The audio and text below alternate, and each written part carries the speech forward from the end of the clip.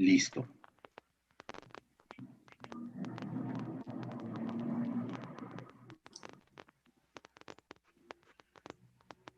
Bienvenidos.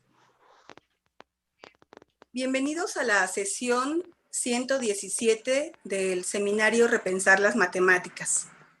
Mi nombre es Liliana Suárez Telles y junto con Claudia Flores Estrada estaremos conversando con el doctor Raimundo Olfos de la Universidad Pontificia Católica de Valparaíso.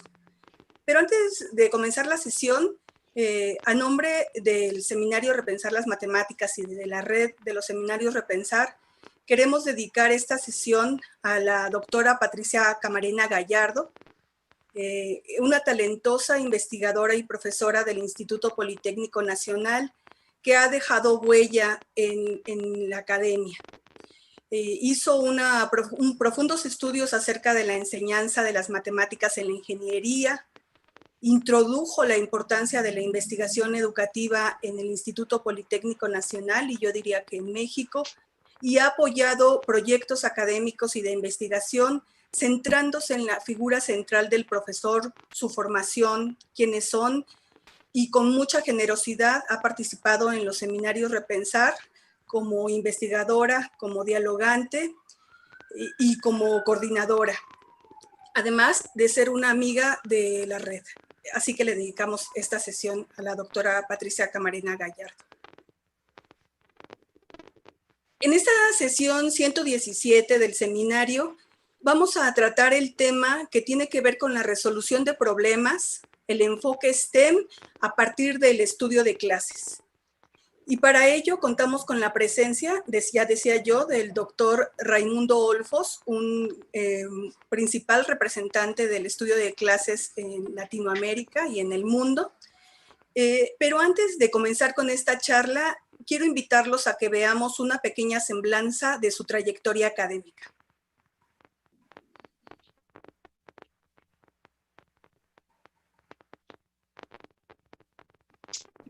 Raimundo Ángel Olfos Ayarza es académico de pregrado y posgrado del Instituto de Matemáticas de la Pontificia Universidad Católica de Valparaíso.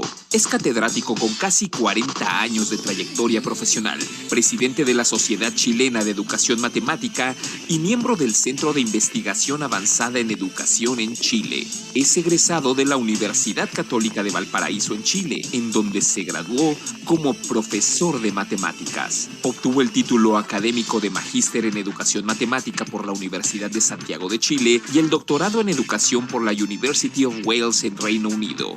Cuenta también con un postdoctorado en Pensamiento Matemático otorgado por London University, Inglaterra. Desde el 2003 a la fecha, ha liderado y participado en 22 proyectos de investigación en Chile, Perú, Rusia y Japón, vinculados a procesos de formación de profesores de matemáticas. Ha participado como conferencista en eventos académicos en Chile y en el extranjero. Entre los temas de su interés están la matemática en la educación básica, el conocimiento pedagógico del contenido y su incidencia en la enseñanza de la estadística en nivel básico y gestión educativa, entre otros. Actualmente, su trabajo contribuye al mejoramiento de la enseñanza de las matemáticas a través de la formación de profesores y su impacto en el aprendizaje de los alumnos a partir del estudio de clases. En esta labor colabora con el reconocido experto japonés, Dr. Masami Isoda, y otros investigadores. El Dr. Raimundo Olfos es autor también de destacadas participaciones en revistas de impacto internacional como Journal of Mathematics Teacher Education, Revista Enseñanza de las Ciencias, Revista Electrónica Educare y Revista Brasileira de Educación. Como autor y coautor, ha publicado 3 libros especializados, más de 17 artículos de investigación relacionados con la didáctica de las matemáticas y el estudio de clases. Dr. Raimundo Ángel Olfos Ayarza. Bueno, con esta trayectoria de verdad que es un privilegio contar con la presencia de Raimundo Olfos. Raimundo, muchas gracias por aceptar participar en este seminario. Muchas gracias a ustedes y muy bonita la presentación, gracias. Sí, Claudia, por favor. Sí. En esta primera parte estaremos dialogando, como se ha mencionado, con Raimundo, tanto Liliana como la servidora Claudia, pero mientras les hacemos la cordial invitación a que sigan ingresando sus preguntas en el foro de discusión. Sabemos que ya hay varias preguntas en las cuales también ha intervenido Raimundo para dar esta actividad del seminario en esta de resolución de problemas. Entonces, ahorita en la resolución de preguntas, pues les sigue dando la invitación. Hayan las preguntas con base a la información que tenemos del libro que nos ha proporcionado Raimundo, y bueno, en relación a los comentarios que ya tenemos de los demás compañeros. Muchas gracias. Sí, efectivamente, tenemos un documento de referencia muy extenso, el libro del enfoque de resolución de problemas para la enseñanza de las matemáticas a través del estudio de clases, pero les pedimos que nos concentremos en el capítulo 6 y 7, que tienen que ver precisamente con el enfoque de resolución de problemas. Raimundo, es la primera vez que abordamos un tema tan interesante como es el estudio de clases, y los profesores ya tienen muchas preguntas y muchas inquietudes. Hay una oferta al inicio del libro que dice que este libro, porque tienes muchos libros acerca de este tema, la oferta es que se va a profundizar en el sentido genuino de la instrumentación de la clase, porque la clase está ordenada desde una planeación, lo que finalmente ocurre en el salón de clases y una evaluación, pero el libro y más precisamente la parte de la resolución de problemas abonan a la parte de la instrumentación donde ocurre el aprendizaje que planeamos para nuestros estudiantes. Y como una primera pregunta para este diálogo, quiero que nos hables acerca del estudio de clases y su relación con la resolución de problemas, y un tema que a mí se me había escapado, pero que parece central en la propuesta, que es la clase pública. ¿Cómo nos podemos imaginar una clase pública? Gracias, Raimundo. Muchas gracias por abrir este diálogo en relación a estos temas que me gustan mucho. Me gustan mucho porque son temas que en realidad descubrí a mis 50 años, ya tengo más de 60, y yo podría decir que estudié una pedagogía, soy profesor de matemáticas, y trabajé, pero sentía que me faltaba algo. Estudié un máster, seguí sintiendo que me faltaba algo. Y siempre falta algo. Pero cuando conocí el estudio de clases, después de 25 años de haberme graduado, ¿ya? Ahí dije, esto es lo que faltaba. ¿Ya? Ahí me di cuenta, fue en Japón, ¿ya? Cómo realmente se podía conseguir a través de la reflexión docente un logro en la manera de enseñar. Y ese logro significaba que los profesores podemos repensar lo que hacemos y mejorarlo y orientarlo. Por ejemplo, en el caso de las clases bajo el enfoque de resolución de problemas. El estudio de clases es algo independiente del enfoque de resolución de problemas. Nosotros podemos hacer clases bajo el enfoque de proyectos, bajo una estrategia de diálogo con el estudiante, bajo problemas de aplicación, que no es lo mismo que el enfoque de resolución de problemas. Y hoy día justamente quería mostrarles en STEM un poquito, más adelante lo voy a mostrar, acerca de cómo entrar en STEM con estudio de clase. ¿Ya? Ahora, la pregunta en este momento era, porque es el tema del libro, ¿ya? El enfoque de resolución de problemas a partir del estudio de clase. ¿Ya? El enfoque de resolución de problemas que se propone ahí consiste en enseñar la matemática clase a clase usando problemas. Entonces, yo tuve la oportunidad ahí en Japón de que el investigador que había estado el año anterior había sido David Toll. Y David Toll observó las clases de los profesores japoneses y hizo un trabajo muy lindo. Un profesor japonés dictó una clase a sus alumnos, pero dio cabida a que fueran otras personas a ver la clase. Entonces, había 20, 30 alumnos en la clase, pero también había un público, que es la clase pública, que es la que estamos conversando también, en la cual este público observaba. Pero el profesor de Víctor se dio el trabajo de tomar el video y descomponerlo, un análisis de los momentos de la clase. Y su habilidad para identificar estos momentos me permitió identificar el modelo de clase que había ahí bajo el enfoque de resolución de problemas.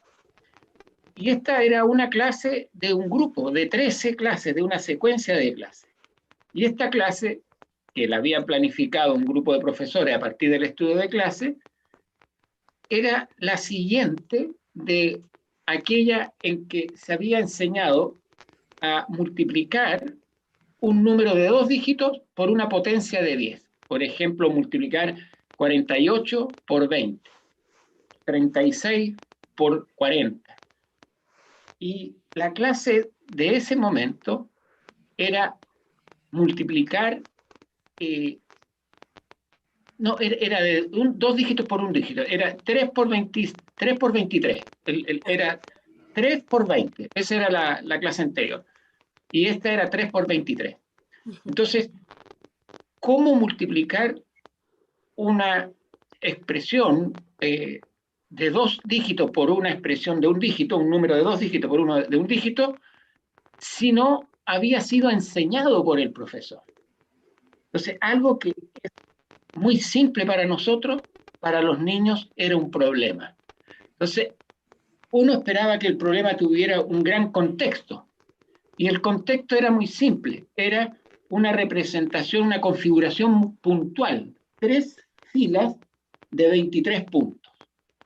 Y los niños solamente sabiendo multiplicar por 10, multiplicar por 20 o multiplicar por las tablas de multiplicar que habían aprendido el año anterior, tenían que buscar una estrategia para resolver el problema. Y esa dinámica de la clase, el profesor David Toll la transcribió muy bonito, y me llevé este modelo y lo fui madurando y fui entendiendo cómo el profesor japonés enseña la matemática día a día sin enseñarla a él, sino que proveyendo un problema al estudiante. Y esa era la magia de esta propuesta del enfoque de resolución de problemas. Y el estudio de clases era a 2 niveles. En el nivel inicial, el grupo de profesores japoneses, cuando ideó esta secuencia de enseñanza, ellos, los profesores, proponen una clase, la conversan, la discuten y la ponen en juego con un grupo de alumnos. Si funciona, siguen adelante con las otras clases, y si piensan que se puede mejorar, cambian de otro grupo, digamos, el mismo grupo de profesores, en otro grupo curso, proponen la misma clase y siguen avanzando en esta secuencia. Eso le podría yo mencionar en este momento. ¿Ya? Si tiene otra pregunta. Sí, muy interesante. Claudia, por favor. Sí, muchas gracias. Esta manera de pensar y de actuar que nos ha mostrado Raimundo en las clases de matemáticas, de estar colocando un problema cada día para que nuestros estudiantes pudieran, bueno, eso fue la enseñanza que él vio en la parte japonesa de cada día, y poder ver qué estrategias emplear cada día. Yo creo que actualmente también nos encontramos en eso. Estrategias para poder enseñar las matemáticas desde esta forma de a distancia o virtual, como lo están mostrando en este tiempo. Esta parte del modelo de enfoque con resolución de problemas, en el capítulo 6 del libro, el enfoque de resolución de problemas en la enseñanza de las matemáticas a partir del estudio de clases, como ya se ha mencionado, pues también consideran la importancia de la clase de matemáticas centrada en la resolución de problemas. Y como siempre se ha mencionado, ¿qué es un problema, no? En algunos casos dicen, ¿es para mí un ejercicio o es para mí un problema? Sabemos que en cierto que el problema pone al alumno ante una situación nueva porque a lo mejor no encuentra la solución inmediata y para ello entonces en la cual no dispone el procedimiento inmediato para resolución. Entonces, ¿qué sería un problema? ¿Y cuándo deja de ser un problema? ¿Y cuándo consideras que un problema es abierto, Raimundo? Si nosotros en la vida cotidiana tenemos un problema, el problema es una relación entre la situación y la persona. El problema no está en sí mismo, sino que es en cuanto es un obstáculo, es una dificultad para mí.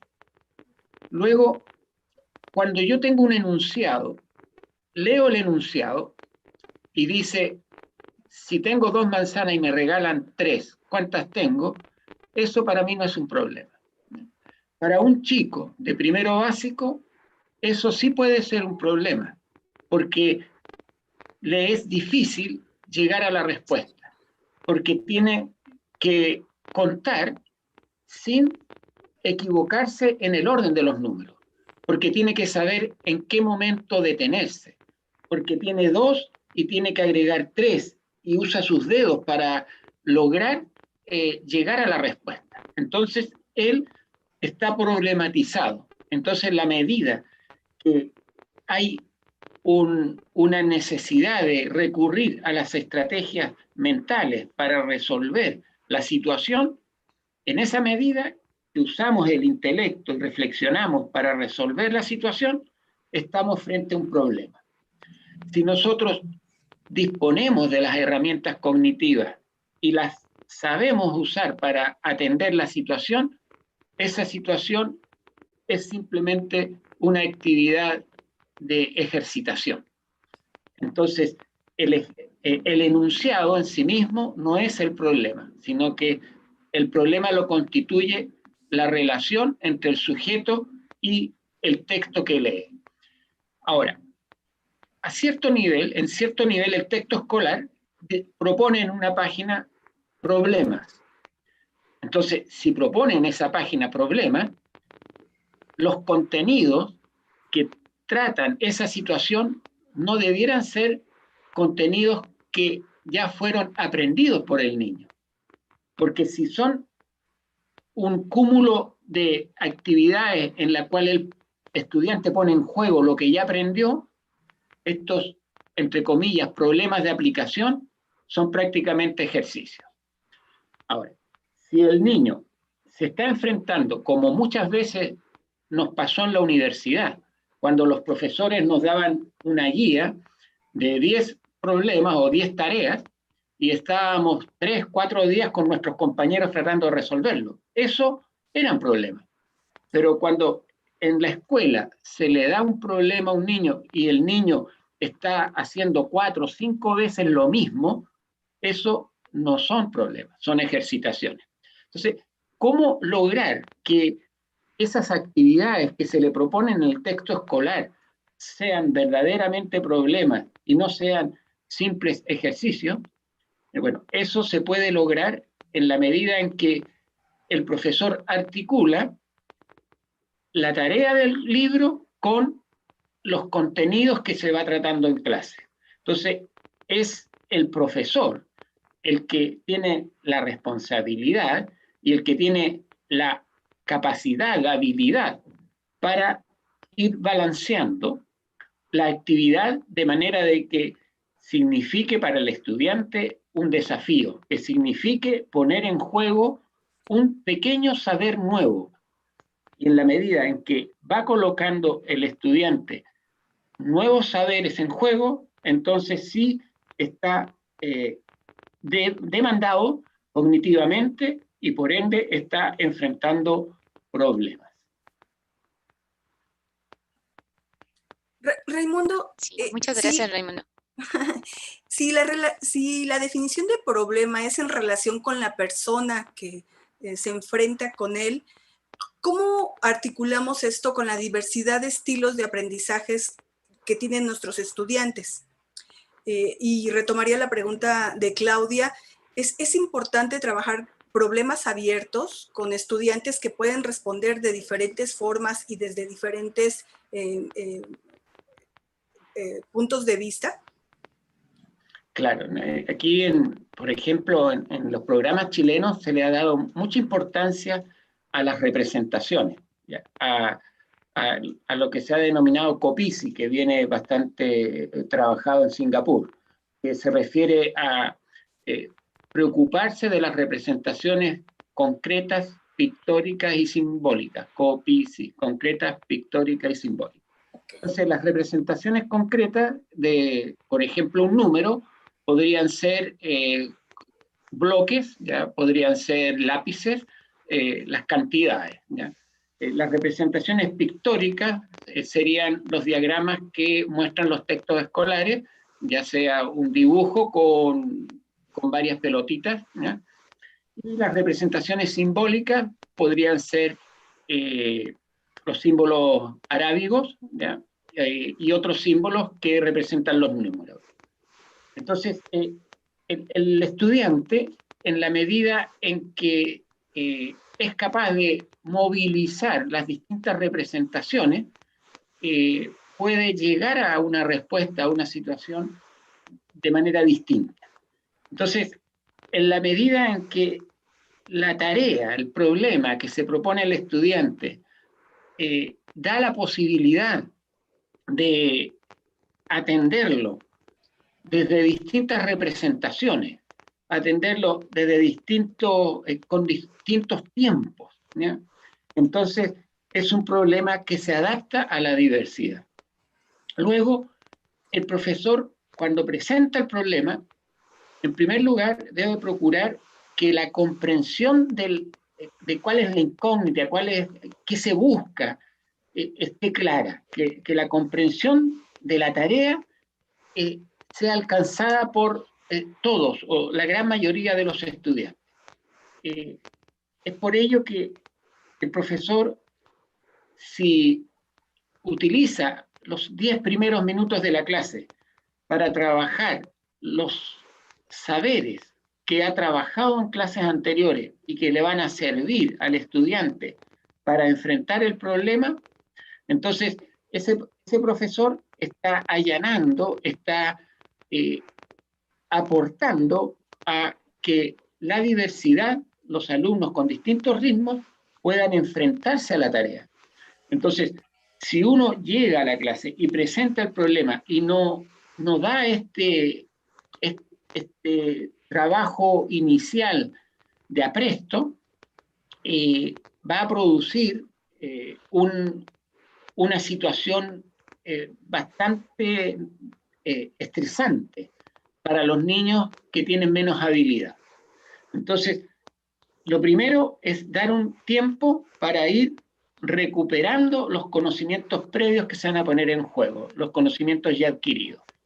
Y en segundo momento, presentar el problema con mucha claridad, dejarlo escrito en la pizarra, dibujarlo, que los niños hablen de él, que digan qué entendiste, qué estoy preguntando, de manera que quede claro cuál es la pregunta.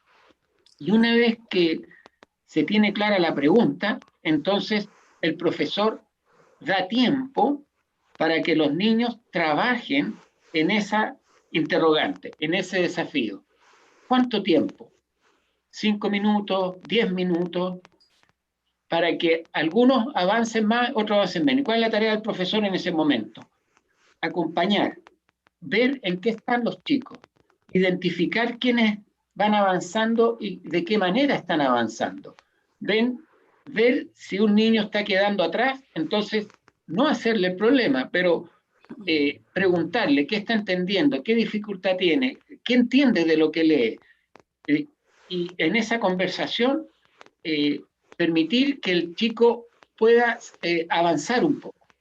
Entonces, en esa atención a la diversidad, en esa atención a los distintos alumnos, dejar que ellos avancen.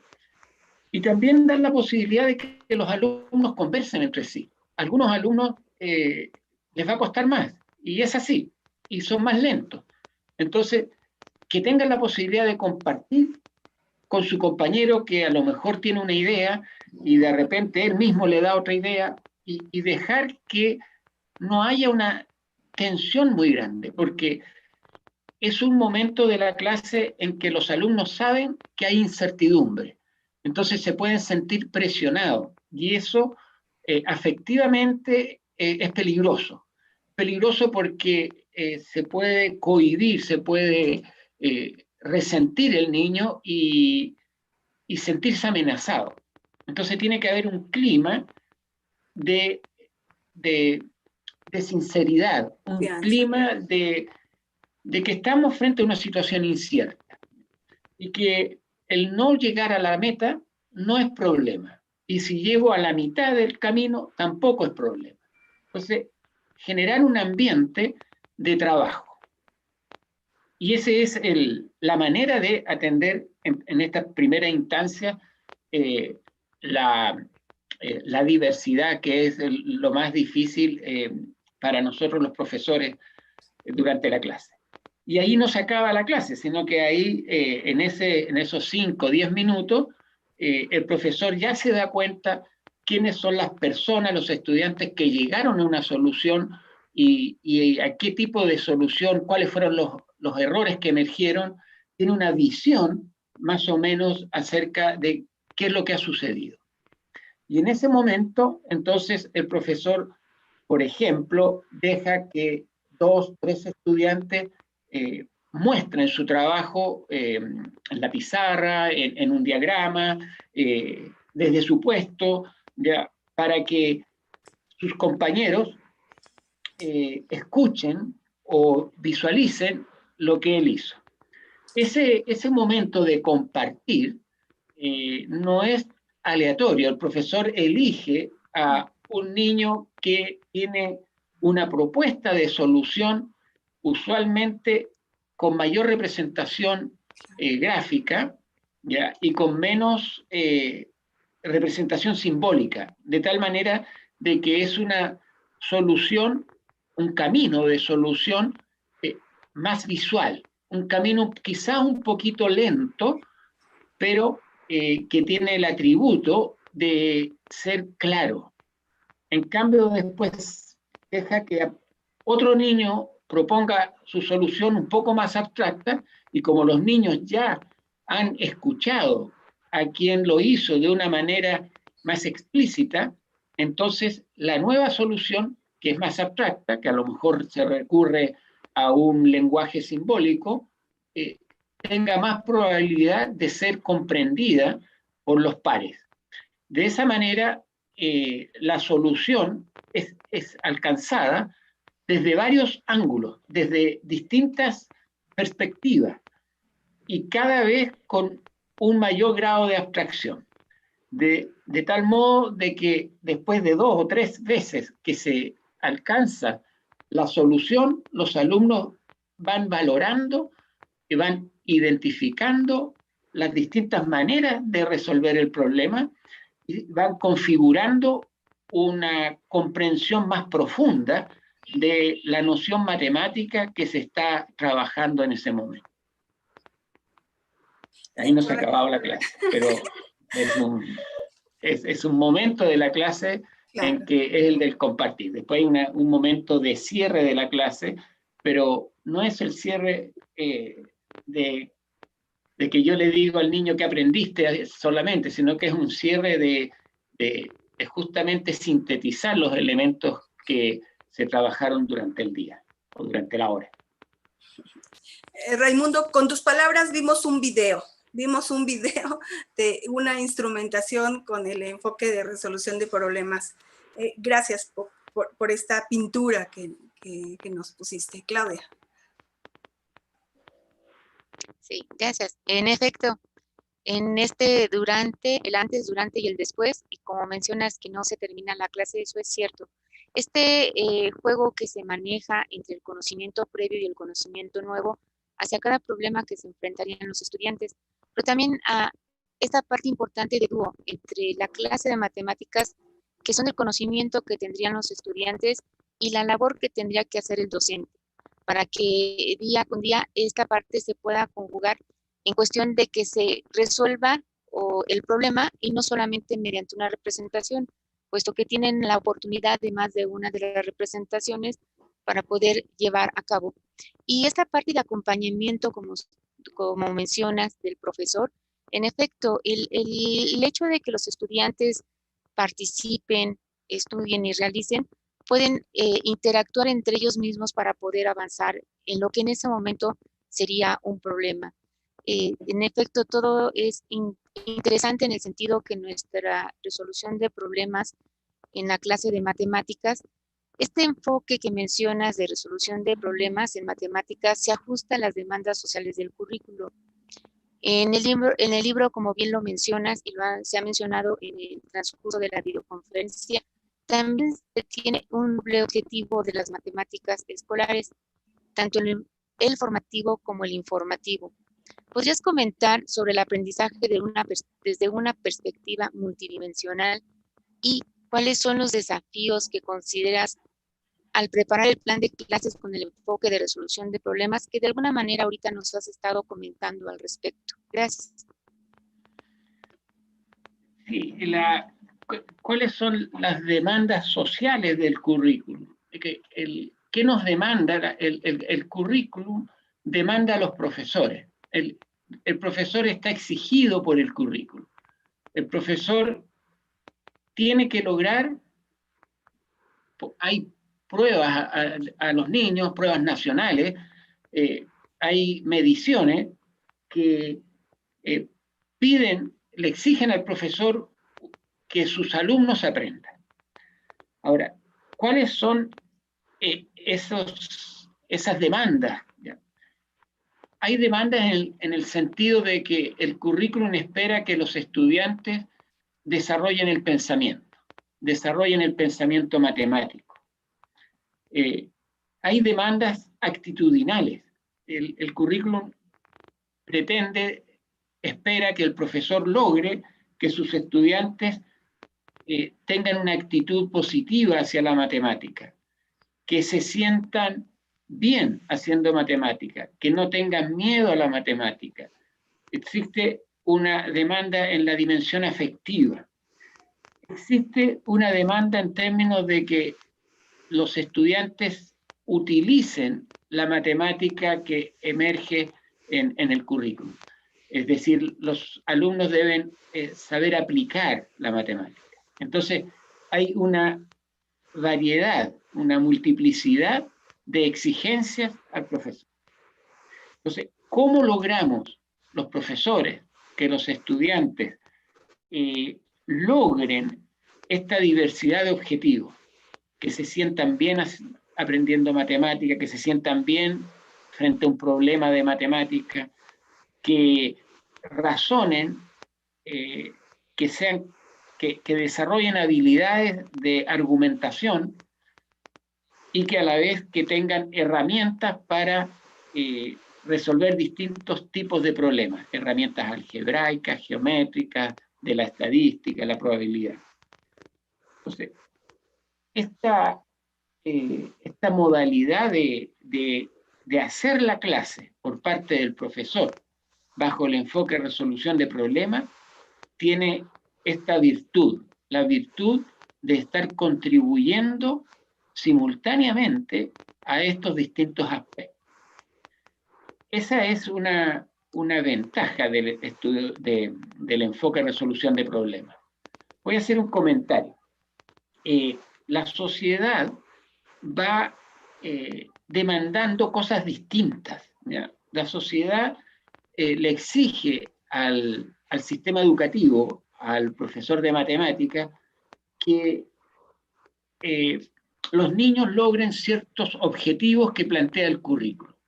Pero esos objetivos, esos aprendizajes esperados, los va cambiando. Pasan 5 años, 10 años, cambio curricular. 5, 10 años, cambio curricular.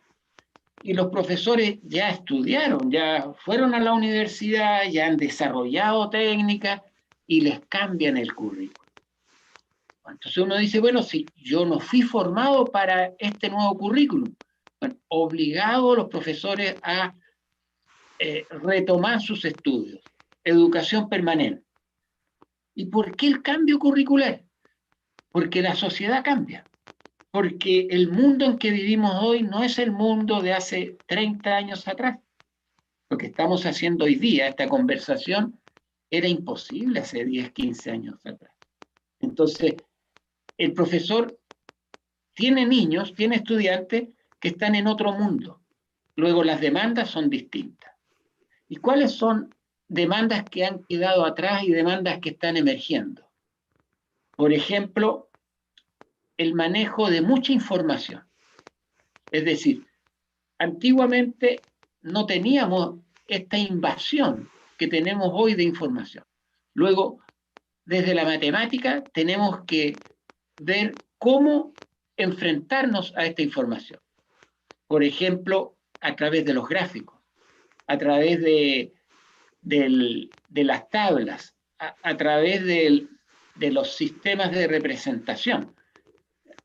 Eso es algo que tenemos que ir incorporando a través de cómo usar la tecnología, cómo enfrentarnos a esta gran variedad o gran cantidad de información que nos llega.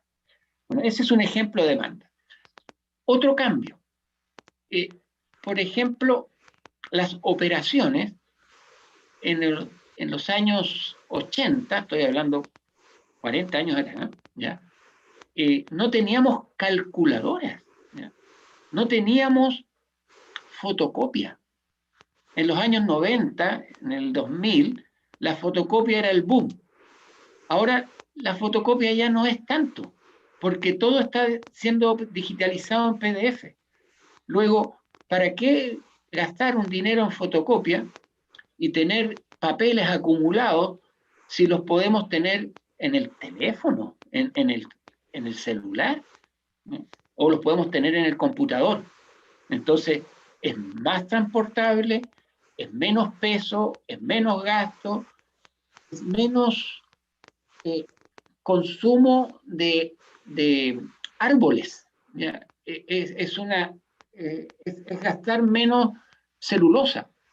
Entonces, hay un cambio cultural, hay un cambio que estamos viviendo en 20 años, en 30 años, cambios que antiguamente ocurrían en 100, en 200, 300 años.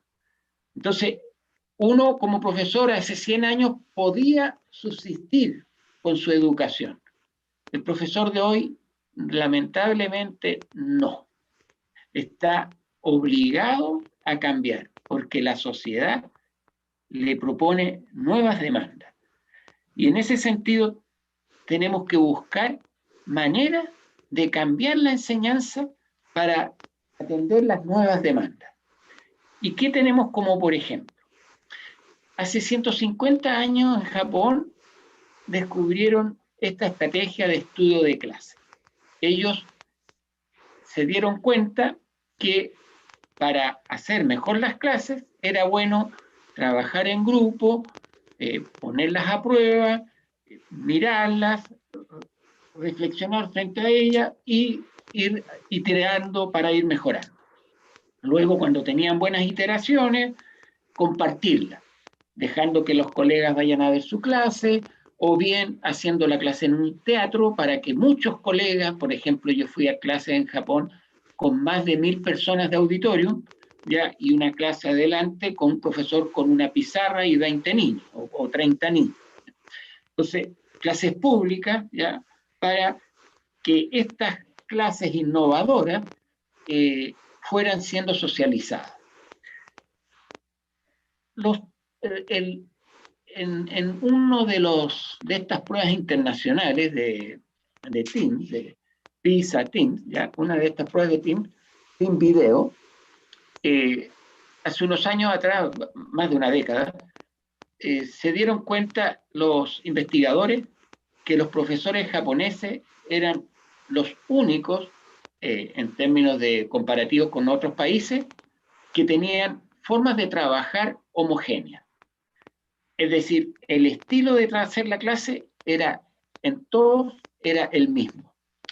En cambio, si veíamos en otros países, en Estados Unidos, en Inglaterra, en Alemania, había mucho de lo personal. Entonces, el profesor era más un artista que una persona que practica lo mismo que toda su comunidad. Estos profesores japoneses lo que hacían era trabajar el enfoque de resolución de problemas. El enfoque de resolución de problemas lo empezaron a trabajar ellos por ahí por los años 80, ¿ya? Y no es un enfoque que tiene la cantidad de años que tiene el estudio de clase. El estudio de clases, como acabo de decir, tiene más de 150 años y el enfoque de resolución de problemas tiene 40. Y ya ellos están trabajando ahora con otras modalidades. Se mantiene el enfoque de resolución de problemas, pero le han dado un vuelco, ¿ya? ¿Por qué? Porque las nuevas demandas están exigiendo atender nuevas problemáticas y eso lo lleva a nuevos métodos y ellos cambian desde su trabajo, como decimos, bottom-up, desde abajo, desde la base, desde las comunidades de profesores, van cambiando y van haciendo propuestas que van llegando al ministerio y que van consolidando una nueva manera de trabajar. Es un trabajo de una gran comunidad que no está siendo llevada desde la autoridad que dice así se tiene que enseñar, sino que está siendo producida en comunidades de estudio de clase.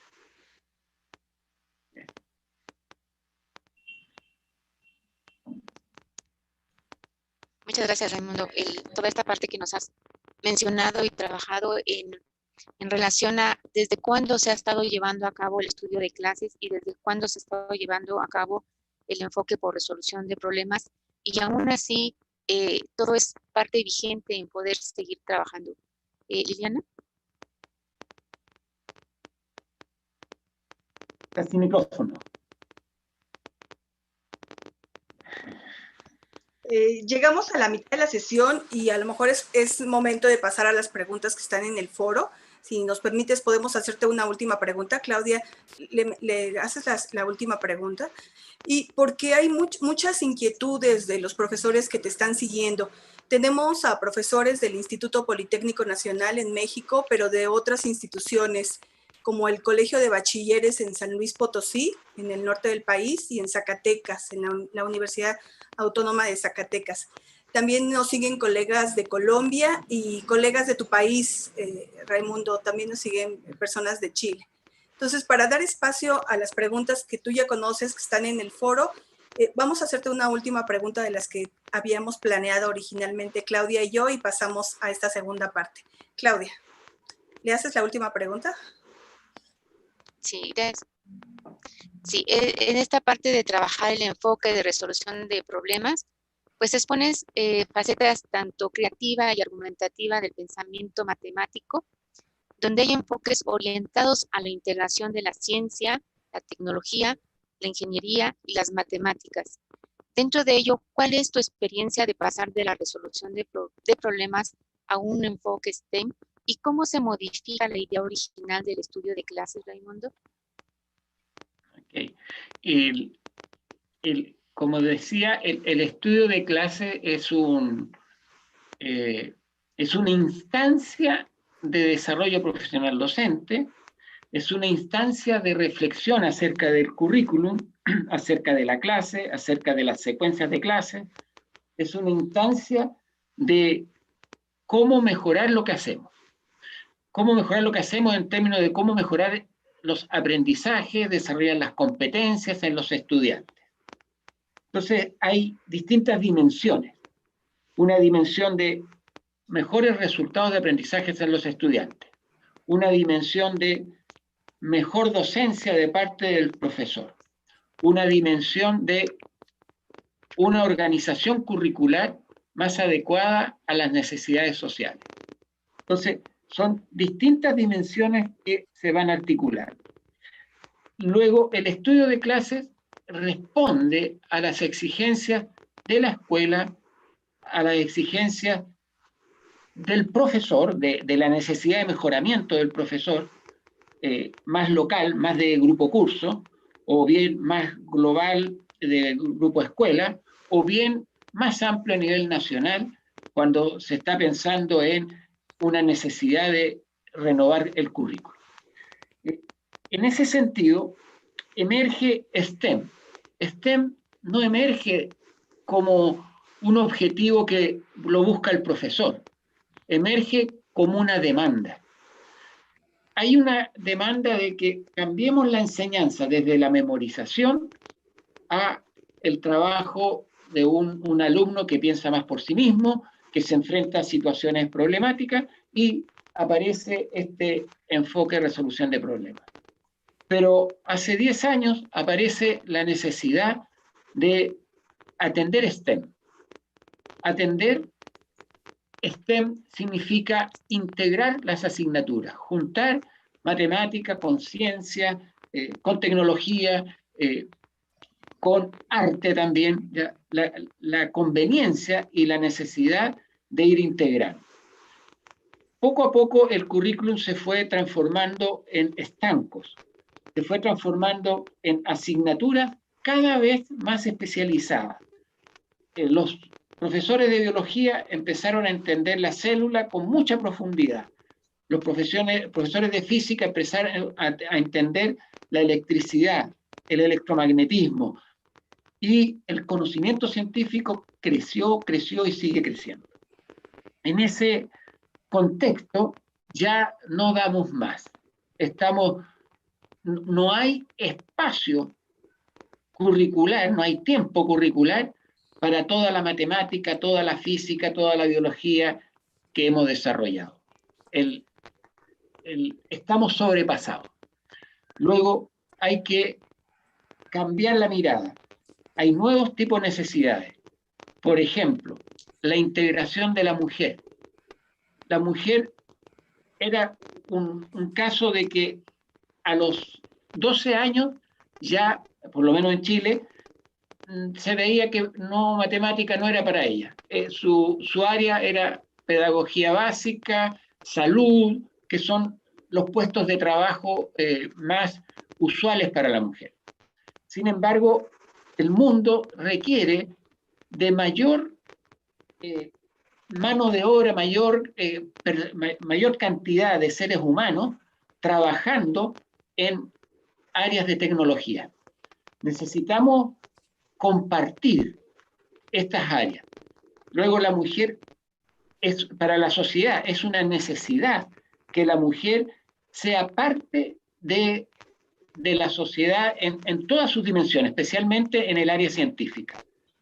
Hay necesidad de profesores y profesoras de matemáticas. Hay necesidad de ingenieros, hay necesidad de ingenieras. Y necesitamos este cambio cultural. Luego, tenemos que cambiar. Y eso significa incorporar otra mirada de la educación. No es que se tire por la borda lo que hay, no es que no aprendemos a multiplicar, no, tenemos que mantener esos aprendizajes, darnos cuenta qué es lo que se puede mantener y lo que se puede dejar de lado. Por ejemplo, podemos dejar de lado algunos elementos en vez de multiplicar a lápiz 3 cifras por 2 cifras, nosotros, una vez que lo entendemos, entonces ya usamos la calculadora. Nos preocupamos de la estimación, nos preocupamos de la aplicación. Y eso significa ver la matemática en contexto, ver la matemática en ciencia, en tecnología, uso de computador. Bueno, y para ello el profesor de matemática tiene que interactuar. Ya no puede trabajar solo porque el profesor de física, el profesor de arte, ellos están con sus saberes y ahora necesitamos trabajar integrados. No significa que desaparecen las asignaturas, significa que estos ramos, estas visiones independientes empiezan a buscar elementos en común, empiezan a limpiarse de aquellos elementos que ya están obsoletos y se empiezan a hacer nuevas clases. El estudio de clases permite explorar clases STEM. Nosotros, voy a pasar como un poquito a otro tema, pero creo que es importante para explicar el sentido del estudio de clases y no limitarlo al enfoque de resolución de problemas. Yo no digo que el enfoque de resolución de problemas quede atrás, yo estoy trabajando con el enfoque de resolución de problemas y lo estoy promoviendo, y ayer mismo tuve un trabajo en esa línea con profesores de toda una comuna, ¿ya? Pero quiero mostrar que no es solo eso el estudio de clases. El estudio de clases lo estamos usando en Chile no para planificar las clases día a día, sino que estamos usando el estudio de clases para formar docentes, para hacer innovación curricular, para dar orientaciones a los profesores en cómo podemos ir innovando. El sistema escolar chileno no le da mucho tiempo al profesor para que él pueda tener un grupo de estudio y hacer por su cuenta el estudio de clase. Eso es una aspiración. El Colegio de Profesores ha ido consiguiendo y ha conseguido que a futuro se le dé más tiempo para preparar clases. Antiguamente, o hace 5 o 10 años atrás, el profesor se le daba un 20%, voy a decir una cifra que no son exactas, un 20% de su tiempo para preparar clases. Hoy día ya se le da un 25%. No son valores exactos, pero más o menos aproximados. Internacionalmente, los países de la OCDE tienen alrededor del 30%. Entonces, vamos hacia ese nivel.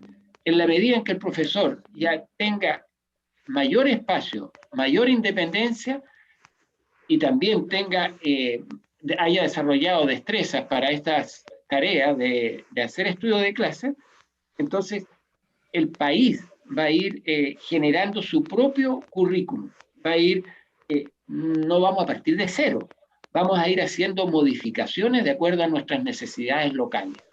Entonces, ese es un aspecto que debemos ir cuidando en lo que es las demandas sociales, el enfoque de resolución de problemas, el estudio de clase, STEM, ¿ya? Que se van integrando en las demandas que tiene nuestra sociedad.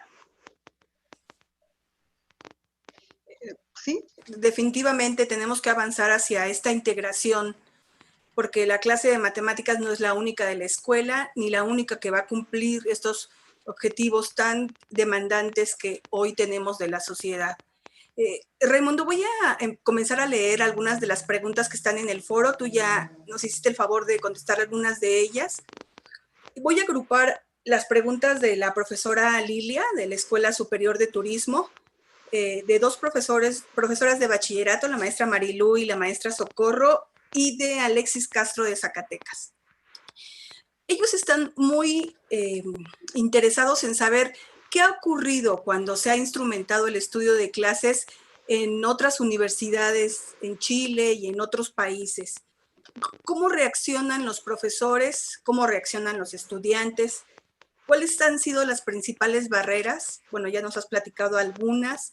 Y la pregunta que hace Ricardo de Jesús, también del Politécnico, ¿tiene que ver la cultura japonesa para que sí funcione el estudio de clases? ¿Qué pasaría con una cultura académica como la chilena o la mexicana?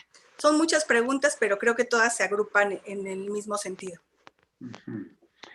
Sí, el traspasar la idea de hacer estudio de clase requiere tiene un nombre, requiere de una infraestructura, ya no es el nombre que se le llama en la literatura, ya, pero requiere de un paradigma, requiere de que el sistema educativo lo integre, ¿ya? Digamos, sí podemos los profesores, como lo estamos haciendo en Chile ahora, en los programas de formación de profesores, lo estamos aplicando en estos programas de formación continua, en los másteres, ¿ya? Nosotros tenemos en la Universidad Católica de Valparaíso, la Pontificia Universidad Católica de Valparaíso, un programa de maestría que tiene 25 años. Estamos celebrando nuestros 25 años ahora. Y en este programa, ya nosotros tenemos una actividad final que antiguamente era una tesina, ¿ya? Y ahora es un trabajo de reflexión sobre la base del estudio de clase. Entonces, hemos ido incorporando el estudio de clase en nuestro quehacer de formación de profesores, pero no está instaurado a nivel de sistema. En Japón, todo profesor en su primer año debe participar en una comunidad de estudio de clase. Todo profesor que llega a 10 años de trabajo, se le requiere que lidere un estudio de clase. Las escuelas tienen el día abierto, un día en que van los apoderados, un día en que van los estudiantes de las universidades a observar clases. Hay colegios, escuelas secundarias, escuelas primarias, que son reconocidas, que tienen buenos profesores, buenos estándares, ¿ya? Y esas escuelas hacen clases públicas, como la que mencionaba, en su teatro, donde llegan 1000 personas, a profesores especialmente, a ver estas clases públicas. O sea, hay todo un sistema, ¿ya?, en el cual el estudio de clases está institucionalizado. Eso es un elemento al cual puede evolucionar un país o no, es una opción, no es la única manera. Justamente hace unas semanas atrás conversaba con mi colega Arturo Mena y me decía, Raimundo, ¿te acuerdas tú de este artículo de que decía que se estudió más de 500 programas y solo 2 mostraron que habían sido eficientes? Y justamente uno de ellos era el estudio de clases a nivel mundial. Ya, en lo que se refiere a formación de profesores, se hizo una revisión de literatura incursionando en más de 500 formas de hacerlo, 500 maneras, y solo 2 quedaron seleccionadas como que había evidencias empíricas internacionales de que sí, que esta modalidad de desarrollo profesional docente es efectiva. Entonces, el lograr esto que sabemos, la investigación muestra que es efectivo, no es algo que solo dependa del profesor. Es una cuestión, como decía, paradigmática. Tiene que haber instancias, reconocimiento, tiempo para hacerlo, paciencia, porque el trabajo no produce una respuesta inmediata en el resultado del aprendizaje del niño. Son procesos lentos que van contribuyendo a generar paradigmas de enseñanza. Entonces, no es una cosa de que lo que logro es que el niño aprenda más en la clase de mañana. Es otra la dinámica. Entonces, hay que verlo a nivel país, ¿ya?, como una política. Eso diría yo. Gracias, Raimundo. Claudia, adelante. Sí, gracias. Seguimos con las preguntas, en este caso de Franco Nauto Santana, estudiante de Pedagogía en Matemáticas y Física, Universidad de Chile. Había mencionado en primera instancia que, en efecto, las matemáticas no solamente están solas, sino debemos de buscar también problemas que impliquen alguna otra unidad de aprendizaje, pudiera ser otra área, que pudiera ser física. Estas inquietudes que tienen en el asunto de aprendizaje efectivo de las matemáticas, pues bueno, no solamente recaen en un solo formato de clase, sino la importancia que tiene tanto el docente que el estudiante aprenda, como el estudiante aprender las matemáticas. Y bueno, él pregunta que cómo los docentes podrían acceder de forma óptima a la matemática, que los estudiantes tienen oportunidad de aprender, y una vez derivado de ello, qué tipo de clases se debe de proponer. Nos has dado mucha pauta en cómo sería una clase de matemáticas, pero en esta inquietud con Franco, ¿qué podrías comentarnos? Ya, como habíamos dicho, no hay una única forma de hacer clase, no tiene por qué haberlo, ¿ya? Y son las prioridades las que establece la comunidad, usando las palabras de Chevalar en términos de la transposición, ¿ya? En términos de que hay distintos niveles del sistema, ¿ya? En las cuales se requiere distintas maneras de enfocarse, de hacer la enseñanza, de preparar la enseñanza. Si nosotros queremos preparar niños, estudiantes, ciudadanos, ¿ya? Que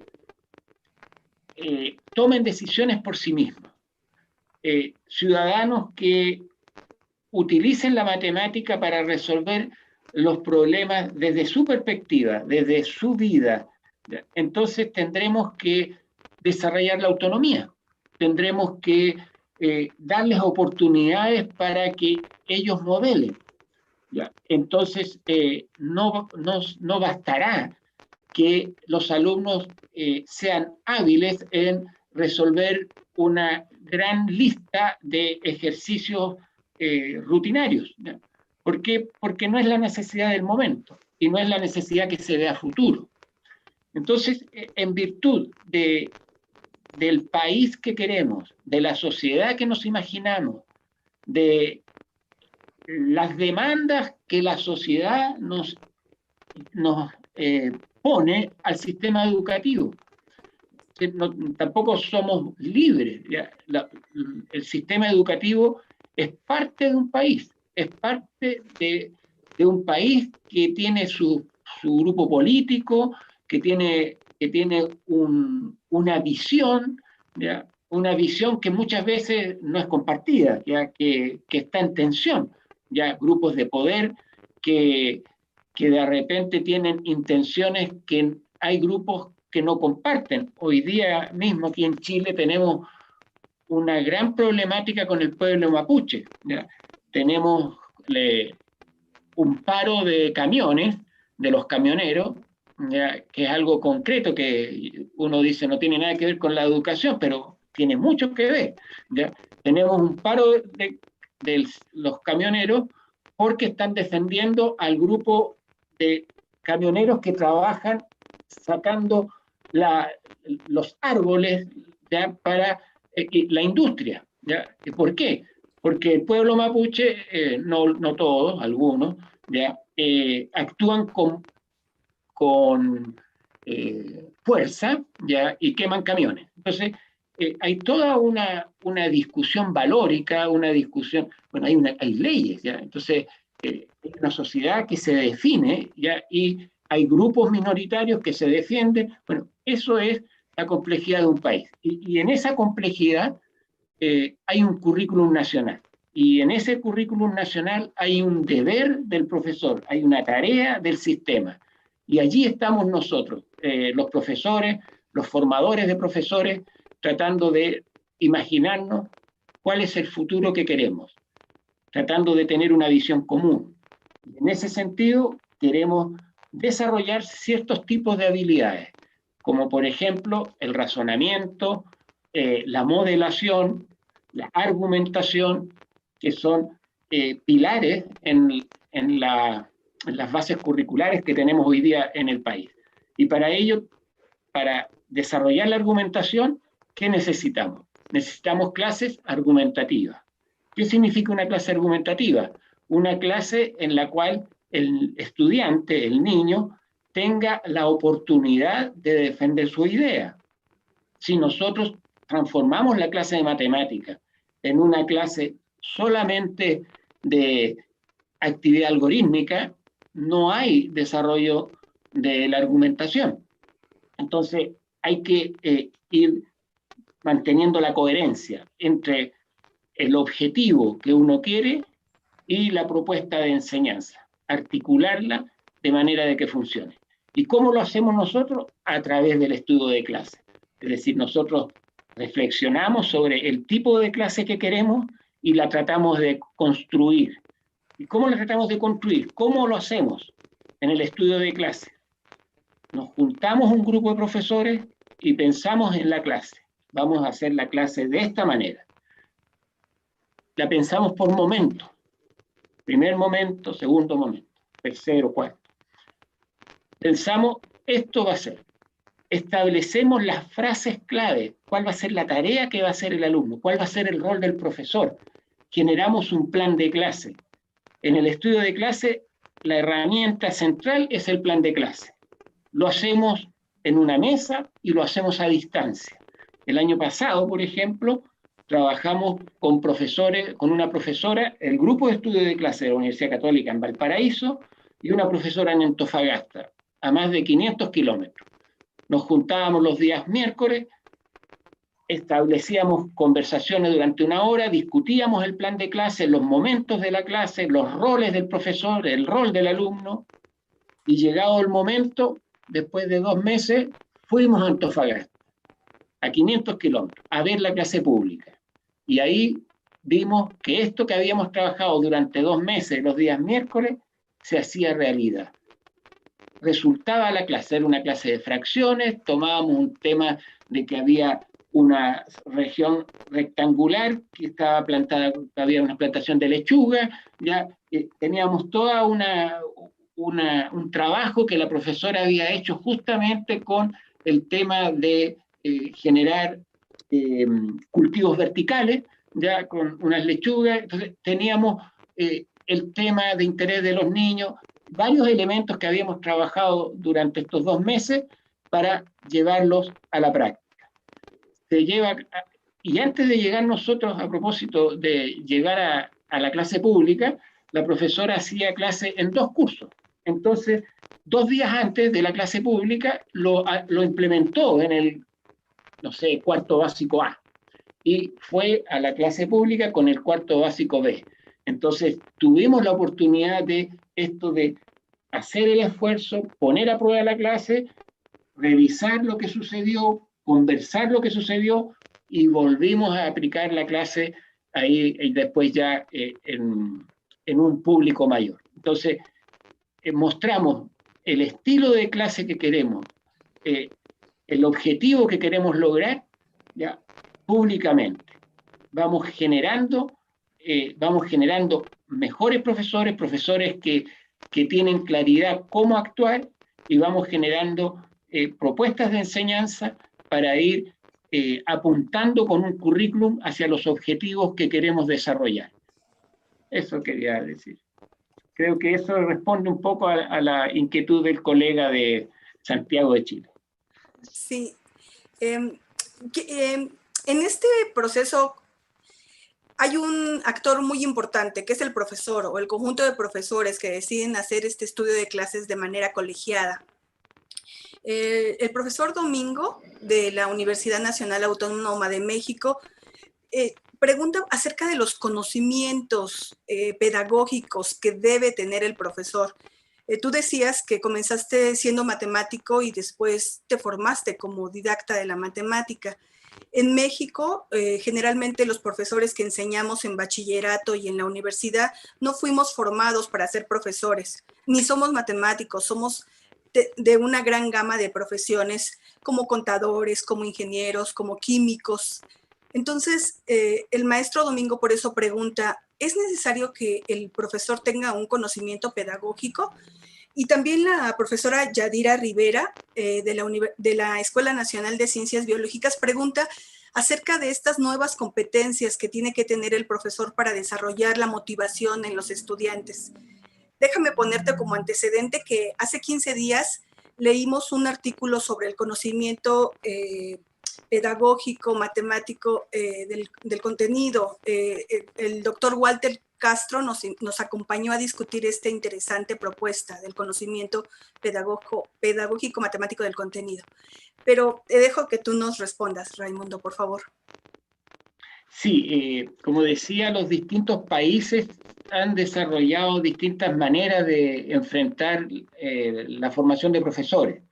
Eso depende de la realidad, en primer lugar. O sea, si no hay profesores, ¿de dónde los van a sacar? Digamos, entonces se abre a otras profesiones. ¿Ya?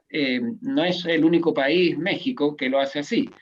Chile tiene una trayectoria muy larga, muy extensa en formar profesores. Existen lo que llamamos los pedagógicos acá, que son instituciones formadoras de profesores primarios y profesores secundarios. Entonces, el profesor secundario en Chile estudia 3 años y medio de la disciplina y más o menos 1 año y medio de lo que es lo pedagógico, ¿ya?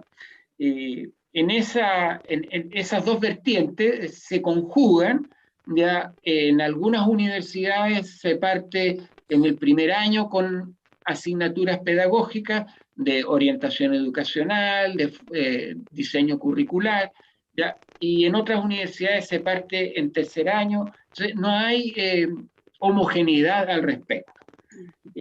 Pero sí existe esa tradición y se ha conservado ya de que cuando uno entra a la universidad después de la educación secundaria, tiene claro que va a ser profesor, ¿ya? O profesor universitario o profesor de liceo, de enseñanza media, que le llamamos nosotros, o profesor de educación básica. Yo sé que hay países que uno puede ser profesor de pre-kinder, en el caso de Colombia, por ejemplo, hasta el último nivel, cuarto medio, que le llamamos nosotros en Chile, ¿ya? En Chile no, uno es educadora de párvulo, o es educadora de educación básica, o es profesor de enseñanza media, que fue mi formación inicial como licenciado en matemáticas. O sea, uno con la licenciatura en matemáticas que obtiene mientras estudia esto, se transforma en profesor. Es necesario el tener ese grado. Hay elementos que sí son necesarios, ¿ya? Hay elementos que si no se tienen, trae consecuencias, ¿ya? Pero no es tan simple, no es tan simple. Nosotros hemos hecho, justamente ustedes mencionaban que yo tenía algunas publicaciones, ya hay una publicación en una revista brasilera que hicimos acerca del conocimiento disciplinar y el conocimiento pedagógico. Teníamos 2 instrumentos, uno para conocimiento matemático y conocimiento didáctico de la matemática, y ocurre que no es tan simple identificar aquello que es pedagógico del contenido. Si bien es un tema que está siendo investigado y hay bastante, digamos, literatura en los últimos 10 años, no es tan simple identificar, porque nace de justamente una intersección entre el conocimiento pedagógico y el conocimiento disciplinar. Hay una intersección. Y en esa intersección está el conocimiento pedagógico del contenido. Al estar en la intersección, toda pregunta, todo ítem, toda pesquisa, ¿ya?, que busca identificar el conocimiento pedagógico del profesor, pedagógico matemático del profesor, pasa por el conocimiento matemático, porque está en la intersección. Entonces, si un profesor tiene debilidad en el conocimiento matemático, ya esta parte del conocimiento pedagógico no se puede estudiar a fondo. Entonces, hay que tener primero una formación matemática para poder indagar acerca del conocimiento pedagógico. Pero también se puede ver desde el otro lado. Si no se tiene la componente pedagógica, entonces no podemos estudiar el conocimiento pedagógico del contenido, porque se construye sobre la base de la pedagogía. Entonces, las personas que nosotros, los investigadores, que queremos construir ítems, pruebas, preguntas acerca del conocimiento pedagógico del contenido, tenemos que ser muy hábiles y tenemos que quitarle a la pregunta la dimensión matemática, pero no se la podemos quitar, porque si se la quitamos, quedamos fuera del contexto de lo que queremos medir. Entonces, en vez de quitarle la componente matemática, se la dejamos de manera débil. Es decir, en vez de preguntarle, ¿cómo enseñarías? Voy a inventar algo bien rápido, así para que se entienda. ¿Cómo enseñarías 18,4 multiplicado por 6,2? No, hay que preguntar, ¿cómo enseñarías 3 por 17? O sea, la parte matemática hay que debilitarla, ¿ya? De manera de que emerja lo pedagógico. Y al revés, cuando yo quiero enfatizar la dimensión matemática, debilito la componente pedagógica en el ítem. Con ese tipo de ítems, que son bastante selectivos, que cuesta armarlo, ¿ya? Hemos logrado identificar patrones que dicen que sí, que efectivamente es una componente necesaria. ¿Ya? No es fácil de identificar, pero sí es así. Se requiere elementos de la disciplina y se requiere elementos que no son estrictamente pedagógicos. Por ejemplo, que algo que hoy día está bien en boga, es reconocer el tipo de errores que cometen los alumnos, reconocer los obstáculos didácticos que habla Grousseau, en el nivel en que uno está trabajando. Ese tipo de habilidades, conocimientos, puestos en acción, son claramente de la componente pedagógica del contenido. No son estrictamente matemáticos, no son estrictamente pedagógicos, están justamente en esa intersección. Existen y tienen relevancia. Así que eso diría yo. Muchas gracias, Raimundo. Claudia, ¿quieres avanzar con otras preguntas? Sí, pensé que... Bien, seguimos con algunas otras preguntas que en el foro tenemos, por ejemplo, de Lina María Muñoz Mesa, de Medellín, Colombia, Universidad de Antioquia. Esta inquietud que tienen sobre el enfoque de STEM en relación de cómo visualizar los contenidos desde la ingeniería en el ámbito escolar, menciona a nivel primaria y secundaria, y cómo incide en el currículum. También pregunta que qué tipo de formación deben de tener los docentes para enfrentar una educación STEM, sobre todo en lo que respecta a la ingeniería.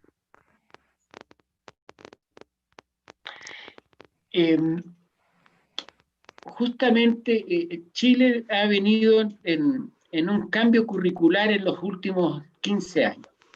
El año pasado se resolvió cómo estructurar los dos últimos niveles, el nivel 11 y el nivel 12. Hasta el nivel 10 es más o menos el contenido internacional que se toma, que se considera en la prueba PISA, niños de 15 años.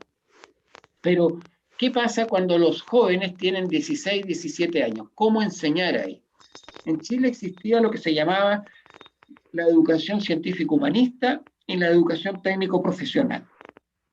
Y eso siempre estuvo y está en una situación difícil, porque la educación técnico-profesional muchas veces ha sido poco valorada en términos del reconocimiento social. La educación técnico-profesional forma muy buenos, en algunos casos, muy buenos técnicos, muy buenos profesionales, pero lamentablemente en el medio ambiente uno dice, yo soy técnico profesional, yo soy profesional, yo soy médico, yo soy abogado, y le genera un estatus. Y ese estatus tiene que ver mucho con las remuneraciones, con la posibilidad de tener una mejor calidad de vida. Entonces, pese a que uno puede tener una vocación hacia lo técnico profesional, muchas veces es desvalorado por las circunstancias socioeconómicas o de futuro de vida. Esos elementos han sido muy críticos. Hoy día, el año pasado, ya se resolvió cómo hacer una propuesta para estos niveles de 11 y 12, de cómo ordenar la enseñanza. Y la resolución fue muy discutida, muy crítica, ¿ya? Por ejemplo, la mayoría de las asignaturas quedaron opcionales, y queda opcional la historia. Y eso genera toda una preocupación nacional. ¿Cómo la historia, cómo vamos a perder el sentido histórico, el sentido de identidad nacional? Entonces hay un gran conflicto ahí. Pero si uno lee los argumentos que dan las personas que tomaron esas decisiones, en muchos aspectos tienen razón, ¿ya? Tienen razón. Necesitamos menos asignaturas, más confluencia. Necesitamos un acercamiento de la asignatura. Entonces, estamos en tensión, ¿ya? Porque perdemos una cosa por ganar otra. Entonces, hay que buscar una buena negociación. El STEM significa olvidar en cierta medida la matemática pura en tercero o cuarto medio, ¿ya? Como un aprendizaje para todo el mundo.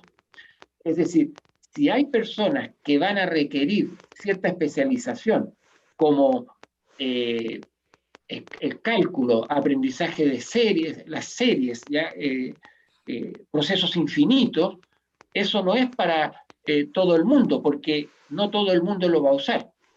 Pero sí emergen nuevas necesidades. Entonces, tenemos teléfonos, tenemos muchos instrumentos que son programables, ¿ya? Hoy día, ya, yo pongo la alarma del despertador, yo pongo muchas cositas simples, las hago, ¿ya? Pero con Scratch, con ciertos lenguajes, yo puedo programar la estufa de la casa, puedo ir programando otras cosas, puedo hacer algo más, y eso es universal.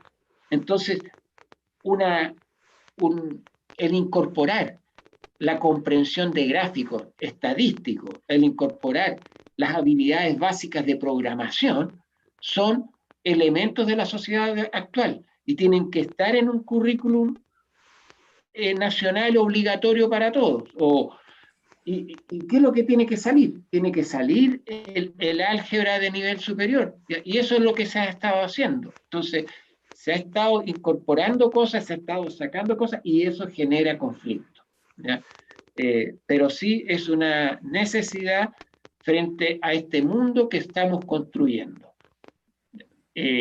Ya pasaríamos a otra discusión si el mundo que estamos construyendo es el mundo que todos queremos, ¿ya? Porque en realidad hay muchos elementos en el mundo que estamos construyendo de que muchos no queremos, ¿ya? Entonces, la discusión permanece. Tenemos grandes desafíos ecológicos, ya tenemos grandes desafíos en equidad, grandes desafíos en integración a la mujer, a la sociedad activa, y eso son déficits de esta sociedad que queremos construir. Raimundo, el tiempo de este diálogo está casi a punto de llegar a su fin. Teníamos programada 1:30 y ha sido 1:30 de mucha reflexión, de conocer más a fondo el proyecto que lideras con respecto al estudio de clases y esta intersección con enfoques tan interesantes como la resolución de problemas y el enfoque STEM. Si me permites, te voy a ceder la palabra para que nos ayudes a hacer un cierre de la sesión y después le cedemos la palabra a la maestra Claudia. A mí me parece que este estudio de clases puede ser tan poderoso y depende de las personas como lo es el problema. El problema, decías tú, que es en relación con cada una de las personas. El estudio de clases, otro elemento muy importante conceptualmente hablando, también va a ser importante en la medida en que los profesores lo utilicemos. Entonces, aquí hay una invitación a los profesores que participan con nosotros en el taller para que elaboremos estos estudios de clase con otros profesores y los pongamos a prueba este semestre para entregar un trabajo final. Todos aquí tenemos el contacto con otros profesores en el foro y podemos, los profesores de bachillerato del Poli con los de San Luis Potosí o los de diferentes universidades, empezar a colaborar de manera conjunta con una herramienta tan muy bien estructurada como es el estudio de clases. Raimundo, para mí fue un verdadero honor conversar contigo. La Universidad Pontificia Católica de Valparaíso es muy importante para mí porque yo estuve haciendo una estancia de 6 meses y por favor transmite un saludo a los entrañables colegas Arturo Mena, Jaime Mena, la profesora Astrid, la doctora Marcela Parragués, por favor. Entonces te dejo, Raimundo, para que nos ayudes a hacer como un cierre. ¿Qué fue lo más importante que tú nos dejas? Todo, pero ¿cómo cerrarías esta sesión? Bueno, primero un enorme agradecimiento al que ustedes hagan una comunidad, esta comunidad de docentes, de formadores, ya que ustedes están con ¿cuántos? 117 presentaciones o reuniones, es formidable, ya es envidiable. Y es un agradecimiento de parte mía hacia ustedes, es lo primero en el cierre. Es una muy buena labor, ¿ya? Y con respecto a esta conversación, el foco es no creer que el estudio de clases se limita a una sola manera de hacer las clases. El estudio de clase es un desafío para mejorar no solo al profesor. No es una manera de planificar la clase, sino que el enfoque el estudio de clase es una manera de transformar la educación, ¿ya? Entonces, ese es el mensaje. Transformemos la educación con paciencia, ¿ya? No se transforma la educación completa, se transforma una clase. Pero si habemos 200 profesores haciendo estudios de clase, tenemos 200 ideas que están yendo hacia una corriente, están definiendo una corriente. Y eso es el estudio de clase, es la corriente que se genera por estas hormiguitas que van armando sus propias trayectorias. Eso es lo que yo querría cerrar.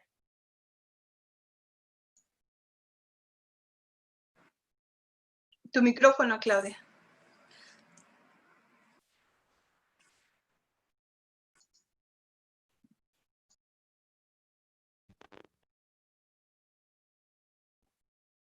Está cerrado todavía el micrófono.